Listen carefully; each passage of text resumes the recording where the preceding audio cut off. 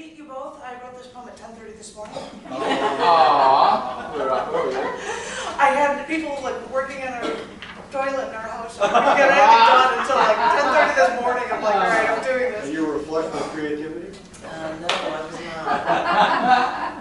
And John hasn't even heard this one. This is called Exempt from the Draft. This is my closest thing for it. I'm trying to get the bread too. I'm not in a military family. My father, because of the size of the family he raised, was always exempt from the draft.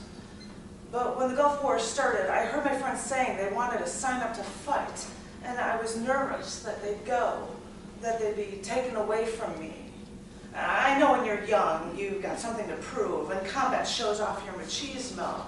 But everyone, because they're young, thinks they're invincible. And you're not. So lucky me, all stayed here, and I didn't have to worry about all my chicks leaving their flock before their time. But you came from a military family, Army, Navy, and the Marines. And I hear stories of your father stationed in Europe, and I hear you tell stories of flying at night to other countries, ready to fight. And maybe I'm the one who likes to keep the ones I love too close to me.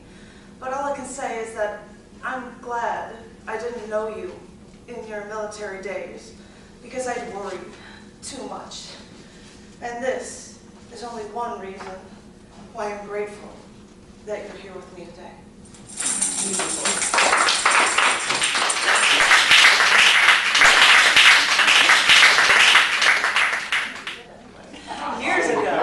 Years ago, in Chicago, Lisa Heminger, who hosted an open mic, loved Emily Dickinson, and she wrote a poem. If I had 2 minutes to talk to Emily Dickinson, and you timed it, and it was within 2 minutes, and she asked other people to write things, and somebody wrote 2 minutes with Ayn Rand, and I think I confused them all when I wrote this one, 2 minutes with Ayn Rand. And I'm not going to speed it up to make sure it's 2 minutes, but I think I really threw them off base with this one. This is 2 minutes with Ayn Rand. I don't believe in things that aren't proven, that we have no evidence of, but sometimes I still think about what I would do if I had 2 minutes to talk to you. When someone asked me what I'd say, I said I'd rather hear you speak. I'm sure the words you would impart onto me would mean infinitely more than what I could say to you.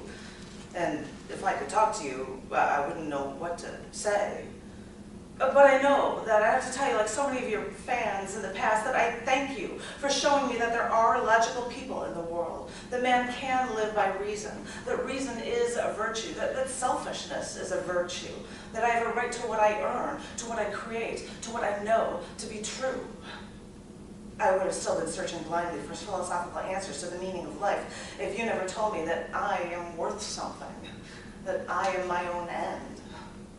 And it's nice to know that even when I'm surrounded by these unthinking masses, that there are people who hold their minds as the highest value out there somewhere in the world.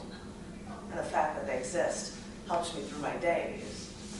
But you knew that. You wrote about these heroes over the years. And how could you manage to write gripping 1,000-page novels about heroes a rational mind can't help but love? And did you really find that hero in real life? Because I'm still looking. You've created those heroes, but are they just created? Does anyone else understand these values as I do?